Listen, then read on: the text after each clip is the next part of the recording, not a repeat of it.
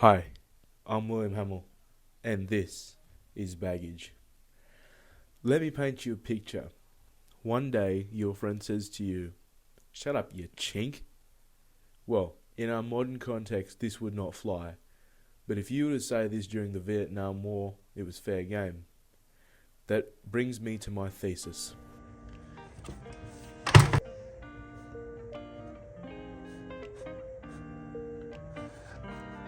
Historical baggage has a bit of a different meaning in this documentary. Let me explain. Historical baggage, noun, the feelings, beliefs, problems, or past events that can make life more difficult for a person or group. In this documentary, we'll be focusing on only two texts that show the historical baggage carried through in our modern context. One being Ava DuVernay's 13th documentary, and two will be Shakespeare's Othello. The narratives of the past have a powerful influence on our present, and it is important to understand the historical baggage that we carry with us in order to better comprehend our current world. These narratives explain to all of us why some things are the way they are, and possibly why some things need to change. Through a classic play like Othello, we can connect to a modern text like Ava DuVernay's 13th to show us that certain ideals then were not too dissimilar from how they are now. They may just be represented at different levels of intensity or in different mediums. Let's use some examples. In Shakespeare's play, in Act 1, Scene 1, Iago says, "Even now, very now, an old black ram is tupping your white ewes." Let's use Ava DuVernay's 13th and see what Glenn E. Martin has to say. Make them their crime. That's how we introduce them. Well, that's a rapist, that's a murderer, that's a robber, that's a sex offender, that's a burglar, that's a gang leader.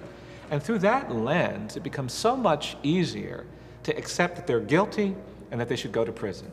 See the connection? I don't think I have to paint you a picture here. Shakespeare wanted you to know that people of colour were treated differently, and it was already assumed that they were criminals and that they would steal. Glenn E. Martin wants to tell you with cold hard evidence that the current prison system is using coloured people as a medium to arrest them. It is already assumed that they are criminals. This is historical baggage. It is carried through from the classical text of Shakespeare to now in our current legal system. This is why we should learn from it and adapt to it and learn that we shouldn't assume. Shakespeare's use of Iago as a character that portrays Othello as a mindless, rutting animal who has tarnished the pure Desdemona with his lust. He demeans a passionate and loving love between two competent adults and deduces Othello to an animal and one that is assumed to be a criminal or of bad nature. Ava DuVernay purposefully let Glenn E. Martin's quote to show that the current legal system is reducing people, coloured people, to animals assumed to be a criminal or of bad nature. We can see from more extreme examples in Ava DuVernay's 13th and Shakespeare's Othello, like in Act 1, Scene 3 of Othello. Othello is caught saying, "She wished she had not heard it, yet she wished that heaven had made her such a man." This was a quote from Othello defending himself in court because the court accused him of using witchcraft to woo his wife Desdemona to fall in love with him. The meaning Shakespeare was writing was one of utter frustration for Othello. As the scene continues, he defends himself, arguing that Desdemona fell in love with him for his bravery and adventurous nature, yet the court doesn't believe him, highlighting the utter ignorance displayed by the higher powers towards those that are different. We start to feel anxious and nervous ourselves, we question ourselves, we start to begin to feel uncomfortable and realise that the treatment Othello receives is not as much of a stretch from what happens in our world today. Shakespeare was gaslighting racists before it was even cool. We may never know if this was Shakespeare's original intention, but it was important to understand that it is relevant. This narrative has moulded the world we live in today through representing an experience of prejudice for a coloured man, with the setting being around the 1600s, unearths our rich racial history and how prevalent it still is today, stretching well over half a millennium. This play didn't only show us racial bigotry, but rather showed us the deep connections racism has had through centuries with our social and political structures.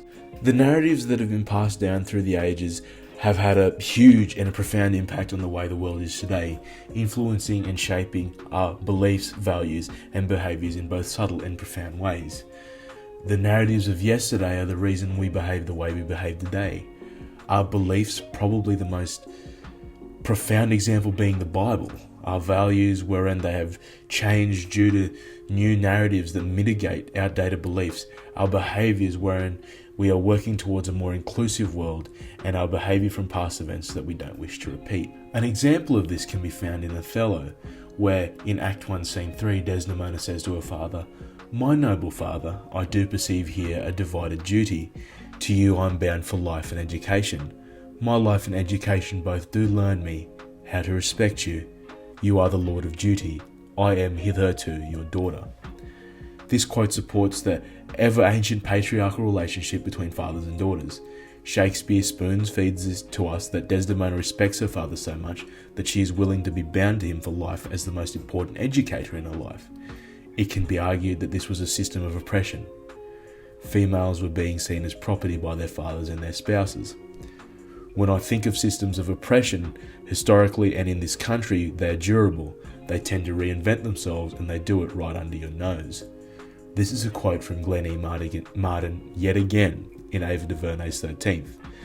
Ava DuVernay intentionally put this clip in to show that systems of oppression are still in place. Some systems are subtle in gender roles within the workforce, some are profound in the current American prison system, as an example. You realise your behaviour and how it is so similar to many that have come before you because of the narratives.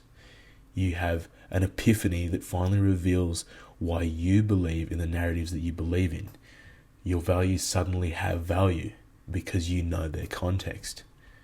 Through Shakespeare's use of alliteration in divided duty, it creates this picture in our minds that women were property and they were told what to do.